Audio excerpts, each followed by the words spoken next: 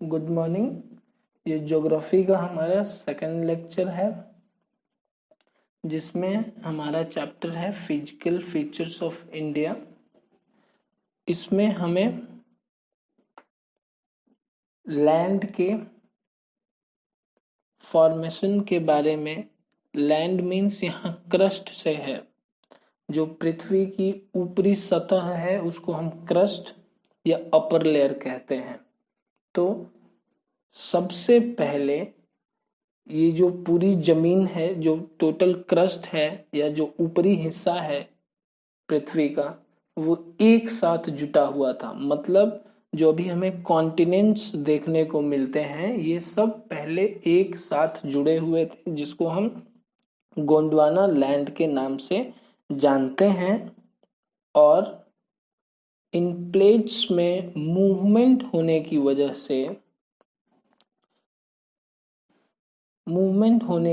से ये जो जमीनें हैं, जो जमीन टुकड़ों में बट गया, फिर बाद में हमें ये कॉन्टिनेंट्स के रूप में देखने को मिला।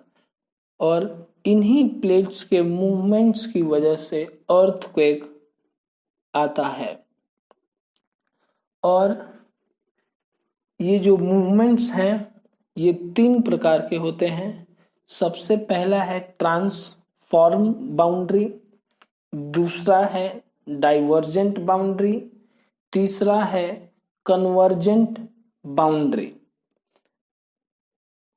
पहला, जब दो जमीन का टुकड़ा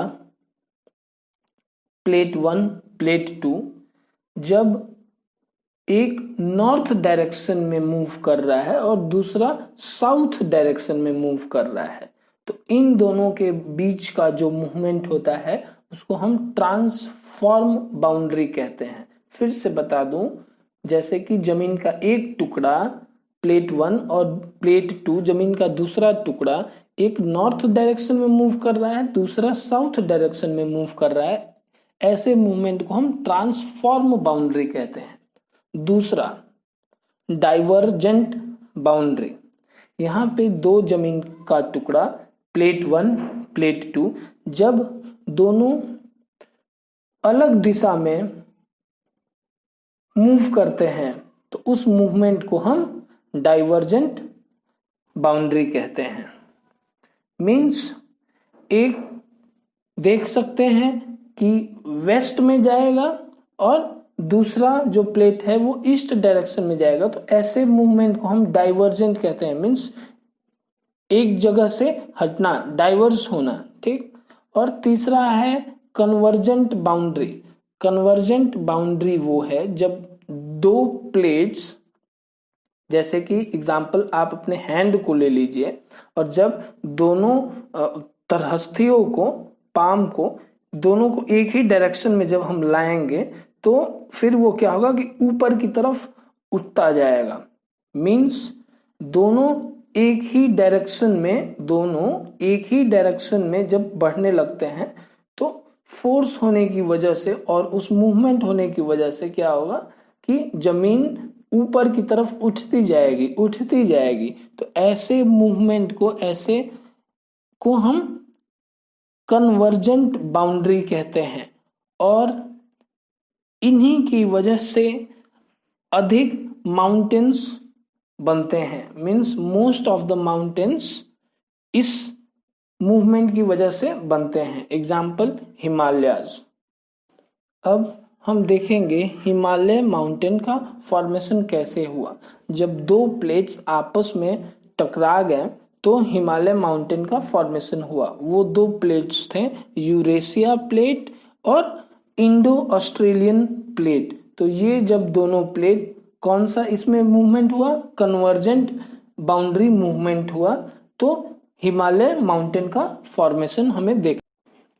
हमारे कंट्री इंडिया में नॉर्थ से लेकर के ईस्ट डायरेक्शन तक हिमालयन माउंटेन हैं। और जैसे कि आप मैप में देख पा रहे हैं, हिमालय माउंटेन 3 हिस्सों में बटा हुआ है।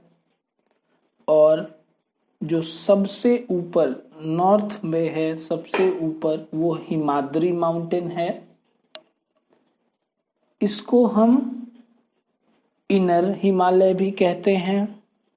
ये सबसे अधिक हाइट में होता है और ये ग्रेनाइट से बना हुआ होता है, मतलब पत्थर और स्नो से ढका हुआ होता है। उसके बाद से आता है हमारा हिमाचल माउंटेन। ये थोड़ा सा उसके नीचे आता है और ये इसको लेसर हिमालय कहते हैं। इसकी जो हाइट होती है वो 3,500 मीटर के ऊपर और 4,500 मीटर के बीच में इसकी हाइट होती है। और सबसे नीचे, जैसा कि आप देख सकते हैं, शिवालिक हिमालय है और इसको हम आउटर मोस्ट हिमालय के नाम से जानते हैं। इसका हाइट सबसे कम होता है जो कि 900 मीटर है। तो ये हमने देखा हिमालय के डिविजन्स, जहां सबसे ऊपर नॉर्थ में हमने हिमाद्री माउंटेन देखा मैप में। उसके नीचे पेंसिल से जो रीजन कलर किया गया है वो है हिमाचल, और सबसे नीचे जो रेड से कलर किया गया है वो है शिवालिक माउंटेन। और एक बात, सबसे फर्टाइल शिवालिक होता है, यहाँ पे फर्टिलिटी सबसे अधिक होती है।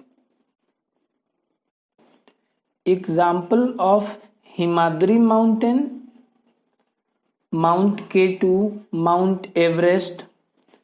Example of Himachal mountain,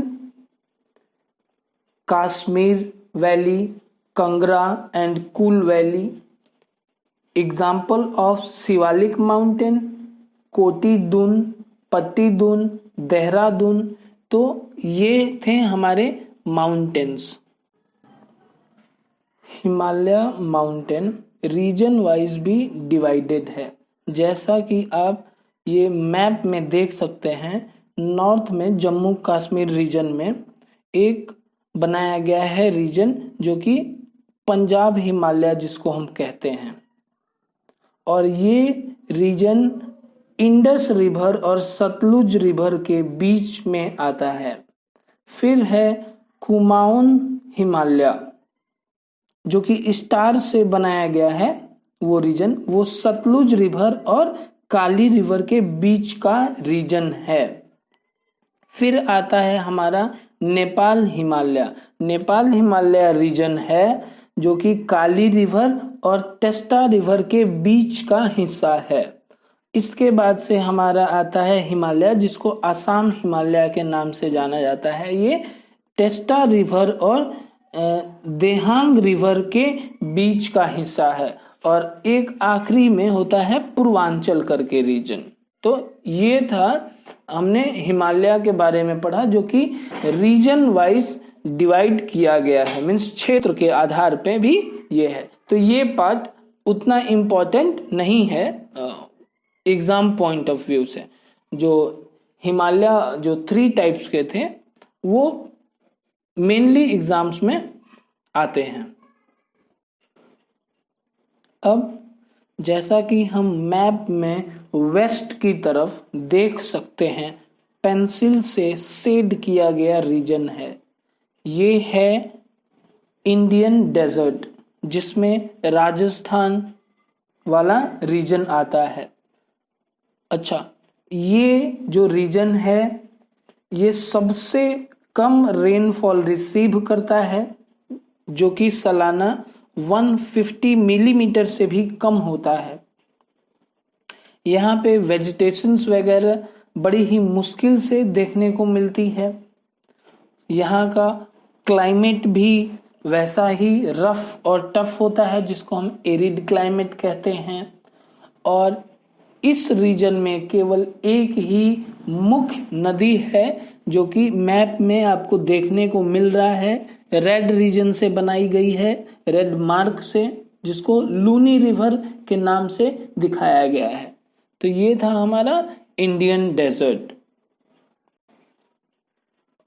map में जो बीच वाला रीजन है जो ग्रीन से मार्क किया गया है और साउथ वाले रीजन में जो कि ग्रीन से मार्क किया गया है, ये हमारा प्लेट्यू दिखाता है। अब सबसे पहले पेनिनसुलर प्लेट्यू किसको कहते हैं? प्लेट्यू का मतलब होता है जैसे कि आपका टेबल है और टेबल पे कुछ नहीं है, तो ये क्या है? फ्लैट टेबल है, समतल भूमि है। अब उस पे तुम क्या करो कि 2 बुक रख दो, तो अब क्या हो जाएगा? वो थोड़ा सा उठ जाएगा। तो जो रीजन जहां पे आपकी किताब है, तो किताब का ऊपरी भाग टेबल से उठा हुआ होगा, तो उस उठे हुए भाग को हम प्लेट्यू कहते हैं। मीन्स समतल भूमि जो फ्लैट लैंड है उससे अगर उठी हुई जमीन है तो वो प्लेट्यू उसको कहते हैं। ठीक, अब पेनिनसुलर किसको कहते हैं? पेनिनसुलर मैप में ही नीचे की तरफ देखो, साउथ रीजन में, तो इसमें उस जमीन को हम पेनिनसुलर कहेंगे जो जमीन 3 तरफ से पानी से घिरी हुई है और एक तरफ से जमीन की मीन्स बाउंड्री या बॉर्डर बनाई गई है। तो देखो हमारा जो नीचे का हिस्सा है इंडिया का मैप में, देखो उसमें आप देख रहे हैं वेस्ट में पानी से घिरी हुई है जमीन, साउथ में पानी से घिरी हुई है, ईस्ट में पानी से घिरी हुई है और केवल नॉर्थ में जमीन से घिरी हुई है। तो इस स्ट्रक्चर को या इस हिस्से को हम पेनिनसुलर कहते हैं। तो इसके वजह से इस रीजन में जो प्लेट्यू आता है, जो हम प्लेट्यू पढ़ेंगे, उसको पेनिनसुलर प्लेट्यू कहते हैं। प्लेट्यू मैप में आप देख सकते हैं जो हमारा प्लेट्यू है जो ग्रीन पेन से मार्क किया गया है वो 2 हिस्सों में बटा हुआ है। पहला जो कि नीचे की तरफ आप देख सकते हैं एक ग्रीन पेन से प्लेट्यू बनाया गया है, और दूसरा आप बड़ा सा बॉक्स देख सकते हैं अपने मैप में बीच वाले रीजन में, सेंट्रल रीजन में। तो ये 2 हिस्सों में हमारा प्लेट्यू बटा हुआ है और जिसमें आप एक रेड पेन से मार्क देख रहे हैं, ये नर्मदा रिवर है। तो नर्मदा रिवर प्लेट्यू को 2 हिस्सों में डिवाइड करती है। नर्मदा रिवर के जो नीचे आता है उसको हम डेक्कन प्लेट्यू बोलते हैं, और नर्मदा रिवर के जो ऊपर के हिस्से का प्लेट्यू है उसको हम सेंट्रल हाईलैंड प्लेट्यू बोलते हैं। मैं फिर से बता दूं, नर्मदा रिवर के नीचे जो प्लेट्यू आता है उसको हम डेक्कन प्लेट्यू बोलते हैं। नर्मदा रिवर के जो ऊपर प्लेट्यू आता है जो कि ग्रीन पेन से बड़ा सा बॉक्स बनाया गया है वो है सेंट्रल हाईलैंड प्लेट्यू। अब हमारा सेंट्रल हाईलैंड प्लेट्यू भी 2 हिस्सों में बटा हुआ है। ठीक, आप उस ग्रीन बॉक्स में 2 छोटे छोटे बॉक्स देख सकते हैं जिसमें से वेस्ट साइड में, वेस्ट मीन्स राजस्थान और गुजरात साइड, तो इस साइड में आप एक ग्रीन कलर का बॉक्स देख सकते हैं, वो है मालवा प्लेट्यू। ठीक, और फिर ईस्ट साइड में बे ऑफ बंगाल साइड में एक ग्रीन से बॉक्स बनाया गया है, वो छोटा नागपुर प्लेट्यू है। तो फिर से बता दूं, सेंट्रल हाईलैंड प्लेट्यू जो है वो 2 हिस्सों में बटा हुआ है, एक है मालवा प्लेट्यू, दूसरा है छोटा नागपुर प्लेट्यू। ठीक, और आप देख भी सकते हैं मालवा प्लेट्यू रीजन वाइज बड़ा है और छोटा नागपुर प्लेट्यू रीजन वाइज छोटा है। डेक्कन प्लेट्यू में ही आप मैप में देख सकते हैं वेस्टर्न घाट और ईस्टर्न घाट, ये बड़ा ही इम्पोर्टेंट है और ये एग्जाम में आता ही आता है। इसमें जो वेस्टर्न घाट है और ईस्टर्न घाट है इनका क्या डिफरेंस है तो देखते हैं। सबसे पहला पॉइंट है, जो वेस्टर्न घाट है वो west of Deccan plateau means ये डेक्कन प्लेट्यू के वेस्ट डायरेक्शन में है और ईस्टर्न घाट डेक्कन प्लेट्यू के ईस्ट डायरेक्शन में है। वेस्टर्न घाट का हाइट जो है वो 900 to 1600 मीटर है और ईस्टर्न घाट का जो हाइट है वो लोअर है जो है 600 मीटर। ईस्टर्न घाट हमारा कंटिन्यूअस है, ऊपर से नीचे की तरफ हम देख सकते हैं, लेकिन जो ईस्टर्न घाट है वो डिसकंटिन्यूअस है, मीन्स बीच बीच में रिवर्स की वजह से वो टूटा हुआ है। मीन्स इस घाट में बीच बीच से नदियां निकलती रहती हैं, तो ये डिसकंटिन्यूअस है। फिर एक और पॉइंट हमारा बनता है कि जो वेस्टर्न घाट है वो पैरेलल है, किसके पैरेलल है? वेस्टर्न कोस्ट के। जो हम अरेबियन सी में जो हमने देखा था, वेस्टर्न कोस्ट देखा था ना, तो उसके पैरेलल है वेस्टर्न घाट। लेकिन जो ईस्टर्न कोस्ट है उसके पैरेलल ईस्टर्न घाट नहीं है। पैरेलल मीन्स क्या होता है? बराबर दूरी पे, तो ये नहीं है। तो ये हमारे कुछ पॉइंट्स थे जो कि वेस्टर्न घाट और ईस्टर्न घाट को डिफरेंशिएट करते हैं।